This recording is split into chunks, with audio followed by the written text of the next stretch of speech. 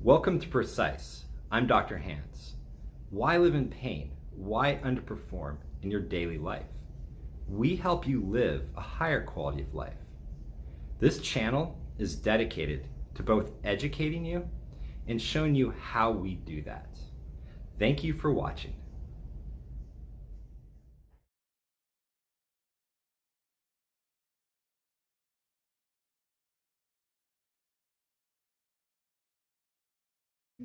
Hi, I'm Dr. Hans with the Spine Doc Show. Thank you for watching.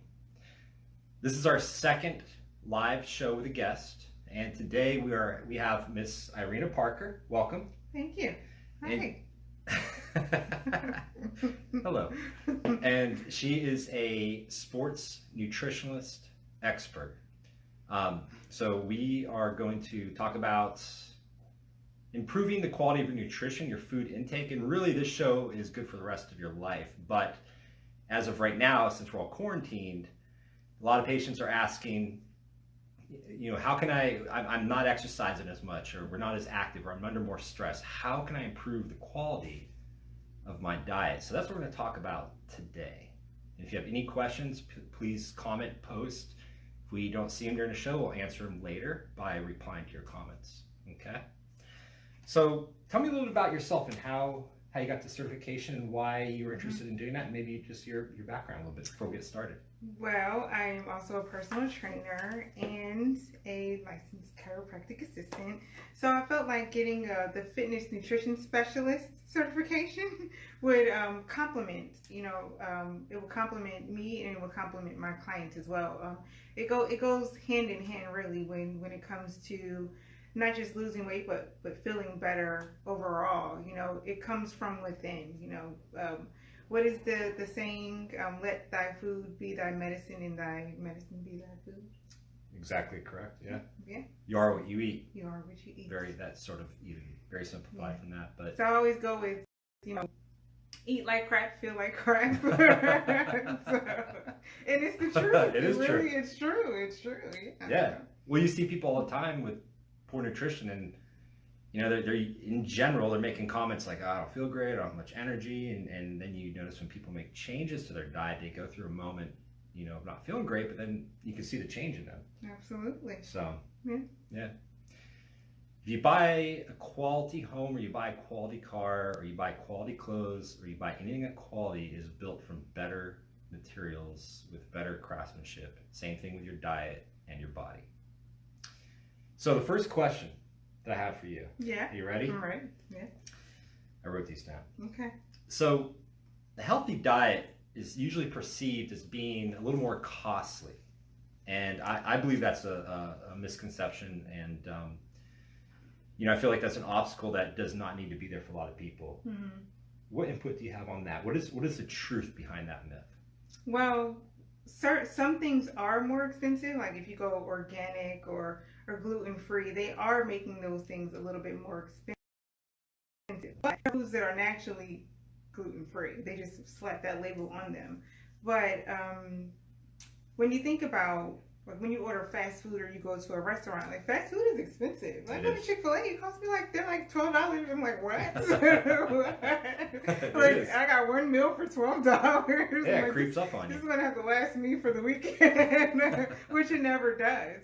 But when you think about, like, let's just say for a family of 4, if you bought like a pack of chicken, some quinoa, and some vegetables, okay, you spend $20-$25, but you'll have food for a few days, not just a day. But go ahead and go to Chick-fil-A and you'll be spending $12 for one meal. Mm-hmm.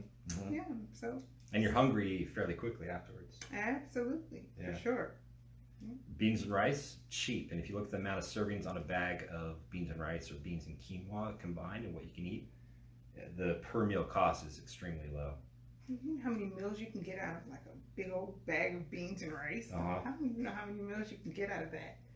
Off the top of my head, usually there's like 11 to 14 servings per bag, if not more. And the bag of beans is what? Don't quote me on this, but it's like, it's under $5. Right. I can imagine it's under $5. Yeah. For sure. That'll feed a family for a few days. Yeah.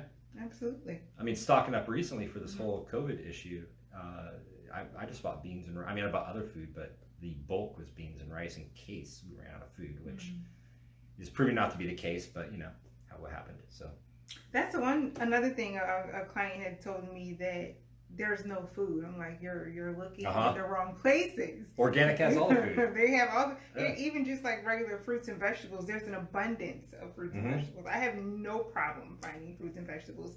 It's the processed foods that you can't find, which you don't want anyway.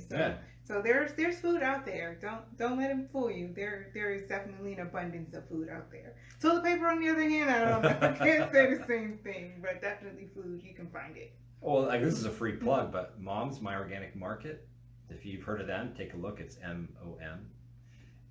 They have plenty of fruits and vegetables and other grains that are good for you, and other various frozen foods that are actually good for you. So take a look at that. Check them out.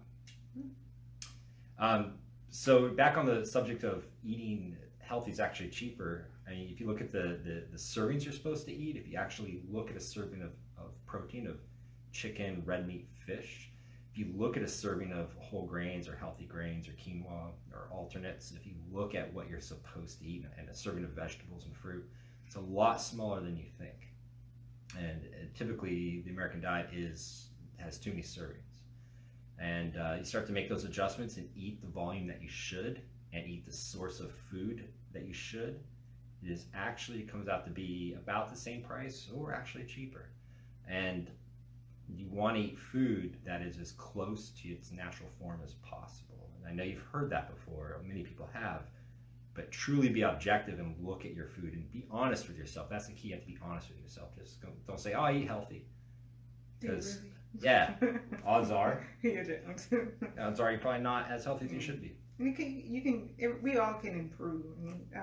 But piggyback off of the serving size, I use measuring cups and food scales as well to get the right serving size. Because a lot of people, they think, oh yeah, it's 2 ounces, but you really ate like 6 ounces.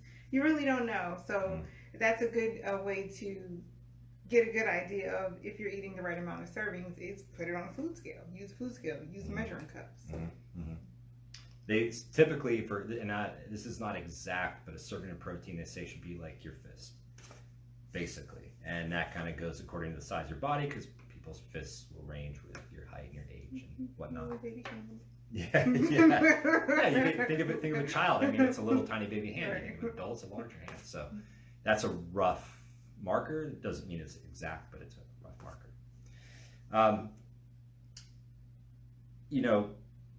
The recent trend is to support local businesses. So we're not advocating that you do not go and eat out, but we're advocating you don't do this every night for dinner and every day for lunch and every day for breakfast. You want to still support business, but I preach the 80-20 rule, and that's probably a little lenient. 80 healthy, 20 having fun with your food. I notice Parker probably says that's too much. No, 80-20. I'm fine with 80-20. You're 80-20? All right, 80-20. Yeah. I thought she'd say 90. I need a little bit of a balance. I need my pizza and my wine every once in a while. So, yeah. And that's part of health, right? Cutting loose. Absolutely. Having fun. Just, don't find yourself getting a quick meal Monday because there's a crazy Monday, and then Tuesday. Then you eat healthy Wednesday. And then the week, Thursday, Friday, you eat out again. And then on the weekend, you eat out Saturday. See how that happens before you know it, you're not honest with yourself. So just prepare your food 80% of the time and have fun as support businesses the other 20%.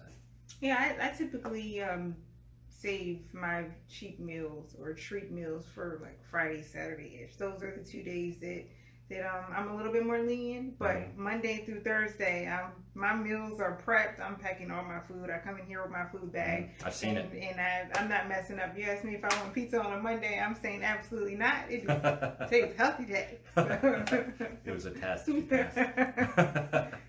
we're going to ask more questions. I forgot to put this up front. So relating to sorry about that. So relating to COVID-19, what they're finding, and we don't have any studies to present to you right now, but what they're finding is that it's attacking tissue that is inflamed, and that comes from obesity or chronic diseases like diabetes and various lung issues, that inflammation where there's excessive moisture, excessive stasis of blood, and lack of adequate blood flow, which brings in white blood cells and things that identify and fight the virus. They're finding that it has a greater chance of attacking that tissue. Doesn't mean that you are free and clear of it if you don't have that, but it just increases your odds. So the food we're talking about here today is to bring inflammation down. You want to decrease inflammation in your body, and that's good to help fight off colds, flus, chronic pain, just feeling meh. So that's what we're talking about today. So what are some, since we're stuck indoors, what are some steps that we can take to improve the quality of our calories? And what does that exactly mean by improving the quality of your calories? You mentioned that today. First off, hey T, hey Amy, thanks for joining us. When you think about food, you want to think about the function of the food. Of the food.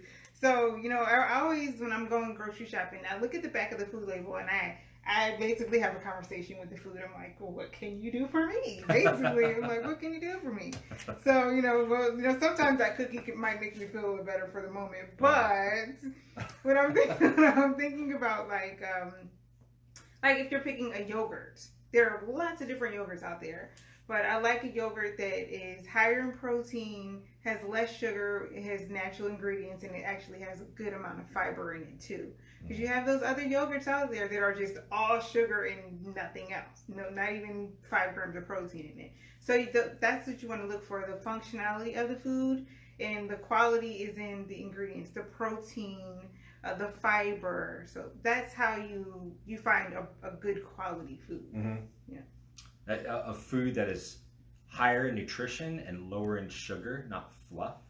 So, fluff. Like,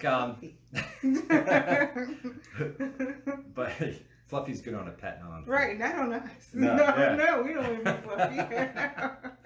So what you want to do is, for example, a banana, kale, Swiss chard, an apple, an orange, a fig, high quality grains like quinoa. That's high return, that's high quality calories. It has high nutrition per calorie. A Snickers bar, a Pop-Tart, white bread, like the treats from Starbucks. I mean, we all know they're good. That's just good tasting. But that's that 20%, right? You want to have 80% calories, 20%, whatever you want. High quality calories are important right now. So you want to make sure your food counts, because you need to limit how many calories you eat. You need to make sure that you get the nutrition in those calories, basically. And it's important that you don't want to just limit your calories. You do want to make sure that you get enough calories. You don't want to eat only, you don't want to get into that deficit to where you're storing food as fat either. So you do want to make sure that you get enough calories throughout the day, especially if you are, well, basically everybody needs a certain amount of calories. Everybody has a basal metabolic rate. But a lot of people are afraid of calories. Calories aren't bad. Calories equals energy. You need energy. Especially nowadays, we're burning more energy in our minds, basically just thinking about all this crazy stuff going around. Right. But on a more serious note, don't be afraid of calories. You need calories. You hit the nail on the head with that. People that skip meals, this idea of skipping breakfast, you need to have a healthy breakfast. You don't need to eat a ton, but you got to stoke the fire. You got to get your body going. You put a little bit of food in there, and your body goes, "Hey, I'm awake. Let's burn energy. Let's get going." If you don't eat, it's like holding on to it's like the last dollar bill in your wallet. You don't want to let it go. You know what I mean? You don't want to let that go, so your body will not stoke the fire, and it'll actually creep along at a low rate, and you feel groggy. Then you eat lunch, and you feel great. So you should just eat a healthy breakfast. Absolutely. Good. Every 3 hours is a good indicator too. A good, timeline. Just keep the fire burning. Just like a fire. You have to add fuel to the fire. I actually hear you munching every 3 hours in the break room. Eating, and you're the one with the most energy in the office. So there you go. You work me hard. I gotta yeah. I don't know what she's talking about. All right. So what foods? Vitamin C and vitamin D. Are what they're finding to fight viruses in general, and this COVID-19, they're finding that to be effective to keep you healthy or help shorten or help you get through it at a less of a impact to your body, or worse. What are some foods, natural foods, that you find that are high in vitamin C and D? Well, to piggyback off of that, we do need our vitamin C to kind of ward off those free radicals too. So we want to keep up our vitamin C. Vitamin C, Brussels sprouts are good. So those green leafy vegetables, you want oranges, broccoli. So those are a few things that are good in vitamin C. Cantaloupe, rainbow peppers, chili peppers. So yeah, vitamin C, high in vitamin C. Green leafy vegetables. We think C as being bright color like orange, but dark green leafy vegetables, very high in vitamin C. How about D? Vitamin D, of course, you have your milk, but you also have your fatty fishes like salmon and sardines, and cod liver oil. Yes, we love cod liver oil. Who doesn't love cod liver oil? I mean, give me a shot of cod liver oil. Right. So yeah, that's one of those things that are high in vitamin D. Egg yolks too. Yeah. Eat your eggs. Love me some eggs. Yep. Yeah. And you can get cod liver oil that they flavor with lemon. And if you make shakes, you just put just a little bit in there. You actually can't taste it. It's true. Yeah. Yummy. Also, it goes back to green leafy vegetables. You can't go wrong with that. They have the trace minerals in there. Manganese, that's different from magnesium. You need everything to absorb your vitamins properly. You can't just take vitamin C and expect it to be efficiently absorbed. You can't just take vitamin D3 or D and expect it to be absorbed. You need all the cofactors. So and that sort of set you up. What are some complementary foods to help you absorb vitamin C and vitamin D? Vitamin C, you need your green leafy vegetables again. So that has the iron in it, in the green leafy vegetables. So that's going to help you absorb the vitamin C. Vitamin D, what is it? Vitamin D. You need vitamin K, which is also another green leafy vegetable to help you absorb the vitamin D. It's all fat. I mean, everything really goes back to the green leafy vegetables. Let's just eat green leafy vegetables. Yeah, there's been a run on green leafy vegetables. Yeah. So vitamin D3 is a supplement. Vitamin D in your food is what's recommended. How can we get that naturally? What's the big secret or non-secret that I'm sure a lot of people know? How do you get vitamin D? You get outside. You get outside. But the key here is to go out at the recommended time, which is between 11 a.m. and 3 p.m. And you want to expose, non-sensitive areas like your forearms, your legs, and your forearms, face, in your hands, neck. Yeah.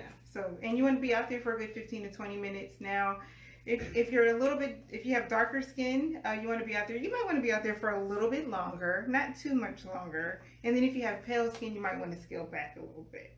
So you don't burn. Yeah. I was out in the sun working my garden back in late February or something like that, and the patients on Monday are like, "Where'd you go, Dr. Hans?" Oh. I guess I was a little red. I didn't realize it. So See, he spent too much time. But we're not, and to absorb the sunlight to turn into vitamin D. If you're out there for, like we said, if you haven't been out yet this year, start out slow, 5 to 10 minutes. But to get to vitamin D, you need to be out there from 15 to 20 minutes. If you're out there longer, wear sunscreen. But you don't need it under that amount of time because it actually slows the absorption of sunlight to create vitamin D. Yes, and that's with darker skin. It's harder for us to absorb the vitamin D, so that's why we need to get out there longer. Okay. We talk a lot about quality food, quality calories. What's quality protein? What is the difference between non-quality protein? So quality protein is a complete protein. It has your 9 essential amino acids. So you want a complete protein, which is like your lean meats, like your poultry, your fish, your eggs, and yogurt and quinoa. So those are high quality proteins. What's a low quality, poor quality protein? Well, I don't want to say like plant-based, but if it's not a complete protein, then you want to make sure that you add something else, like like rice and beans together make a complete protein. So yeah, that's very true, because if you're having a vegetarian-based diet, you make sure you get the complementary proteins. You can do it, just make sure you're not eating one kind. So, and even if you eat plenty of protein, if you're non-vegetarian, you can still lack the adequate array of protein. So it's important for everybody just to look at their diet and make sure they're getting it all. Yeah. Would you say that, not to knock on fast food, but even healthy fast food is not, I wouldn't call it quality protein. Probably, there's usually a lot of preservatives, a lot of salt. Yeah, so you just don't know what's in it. Yeah. So I don't even consider anything about fast food. Like I can't put healthy and fast food in the same sentence because I don't know what's in it. I really don't. Like a salad could have a ton of sugar in it unless you make it on your own. Yeah. So, fast food doesn't really, they don't really make high quality proteins because you just don't know what's in it. There's a bunch of sodium, there's a bunch of oils, it's just a bunch of other stuff in there that you just don't really know. It's like mystery. Like mystery meat.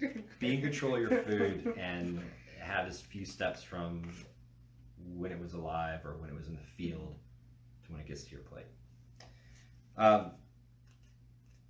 Meal prep. I feel like there's two main areas that prevent people from eating healthy. One is the perceived cost of it being far greater than eating conveniently. And the other one, I think, is preparation. Let's face it, America is busy. We are pulled here and there in every day of our lives. Even during COVID-19, we're actually kind of busy still. Because working from home, we work more hours, I think, most people. How do we meal prep so that we want to do this week after week? How do we effectively meal prep and make it relatively easy? What are some of your tips? Cook easy food. You don't have to be a gourmet chef to do this. Chicken, like some of you don't even season your chicken, but you can season your chicken. Really, you can take some chicken, put it in the oven, put some onions, maybe some peppers on it. Yeah, get your rainbow peppers on it, throw it in the oven, and there you go. There's some chicken for the week. And you can also do the same thing with like salmon, because that's what I did this week. I cooked chicken and salmon for the week, and also cooked quinoa and Brussels sprouts, and I can't remember what else we cooked. But I have a bunch of food ready for the week. So, but it's all really simple. Like salmon doesn't take long. The chicken doesn't take long. Like salmon could probably take, if you cook it in a broiler, it might take 8 minutes. If you cook it in the oven, it could take like 20 to 30 minutes. But it's like really, you just want to keep it simple. And that's the key to meal prep, because a lot of people get really complicated with all this stuff.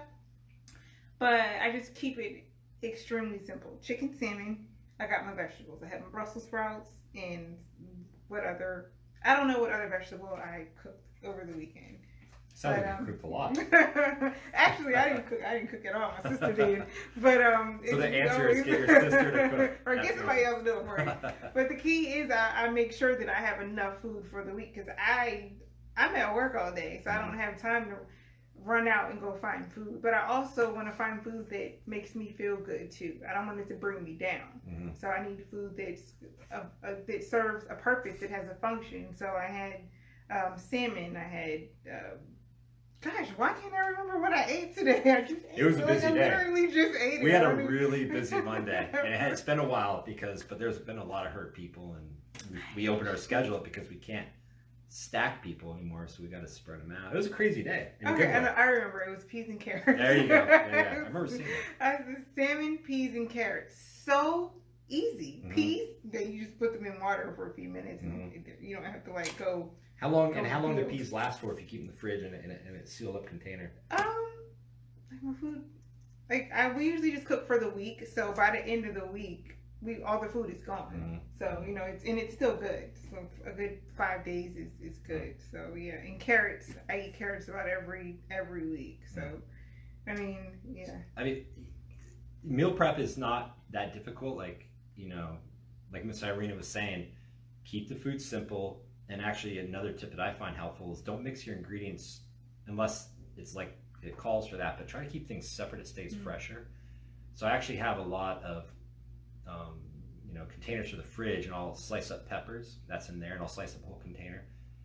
I don't cut tomatoes, and I cut them the day before, but like carrots, you can cut them up. You can cook peas, you can cook broccoli, Brussels sprouts, you can cook your chicken, and then I just make them all ready to go. And so the chicken is in containers, and then that didn't stay on the shelf. And so what I do, in other words, is I cook Sunday night, and then usually Wednesday evening, and I just pull out chicken. I put out what I want there. I got the quinoa. I put that in there. I get a little bit of veggies. Boom, done. It took me 5 minutes to make a meal because I prepped Sunday and Wednesday. But what works for you. You can prep Monday. You can prep Thursday. You can make a whole week on Sunday night or Monday night. And then by the time you get to the weekend, because you did so well, yeah, go out Friday and have good food. Have chicken wings. Have all that stuff. And it becomes easy. And all habits are hard to change, so it does take a lot of effort to change habits up front, but it's well worth it. Anything worth it is never like that easy, but the fact is meal prep is easy. It's a mental thing. It really is a mental thing, and you just have to think about how important is it to you. Is it top priority?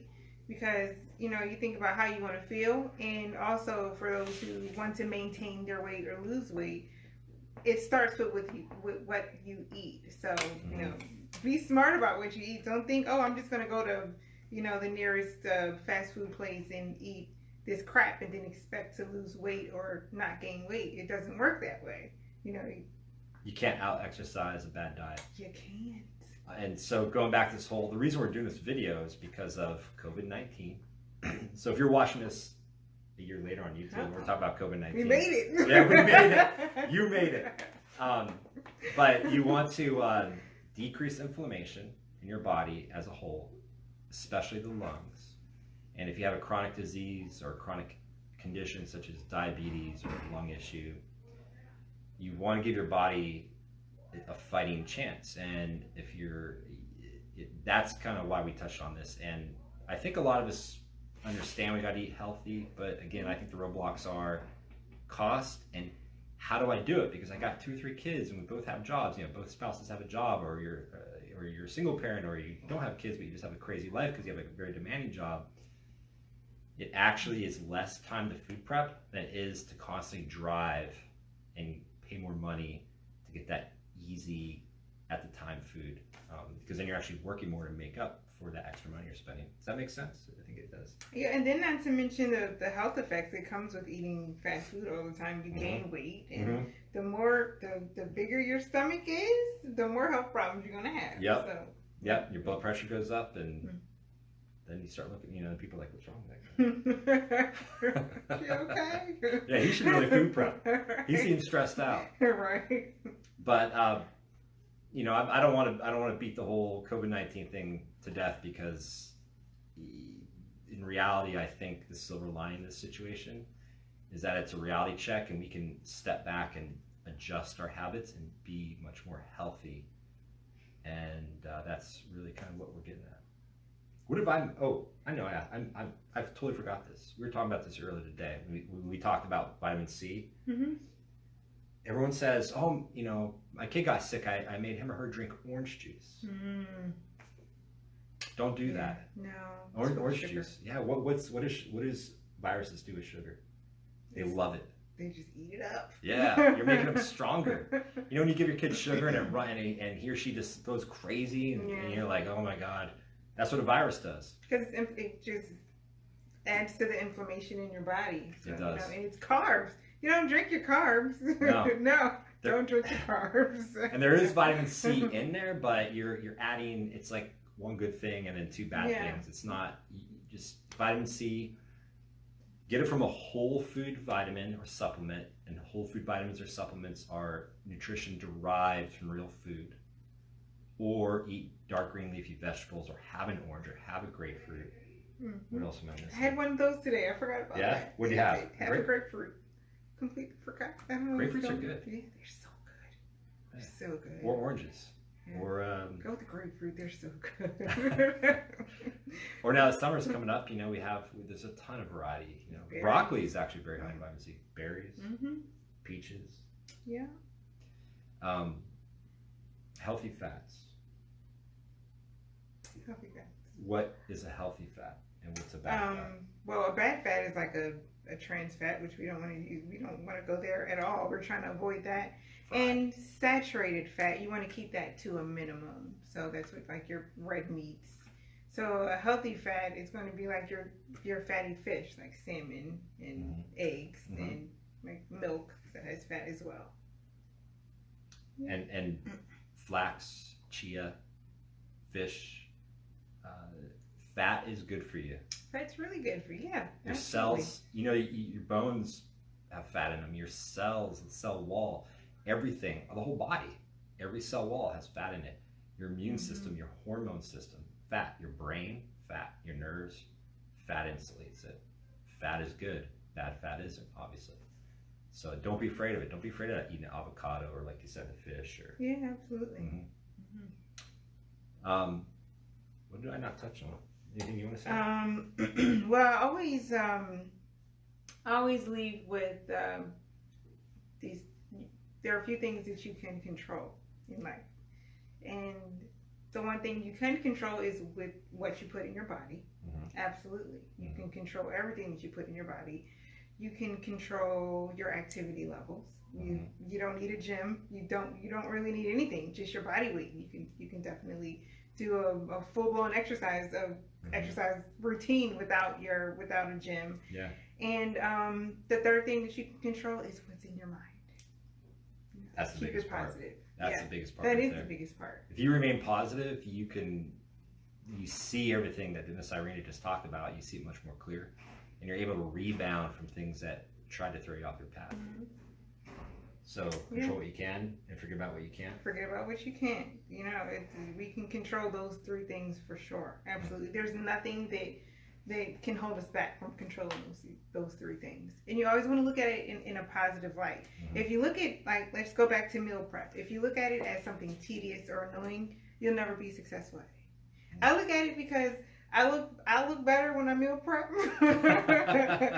So I look better when I log my food. I really do. I notice that. I'm like, my stomach is flatter. My clothes fit good. I feel better. So those are the things that I think about when I'm doing this stuff. When I really don't feel like meal prepping, I'm like, I got to do this because of the end result. Right. That's smart. Yeah. I feel better when I meal prep. So I wake up with more energy. I have consistent energy throughout the day. And on days when I work out after work, I have the energy to do it. Or when I work out before work, I have the energy to do it. So you kind of see the pattern there. And when you're a positive mindset and you're happy and you feel good, you don't get sick as often. You're that much stronger. So. You can think yourself sick. You can actually say, I think I'm getting sick, I think I'm getting sick, and then bam, you're sick. But if you say, no, this is not happening. I am not getting sick. Is this how your white blood cells do? Is this like, they're like, no, no, we're not doing this. And not you can today. exit over there. Right.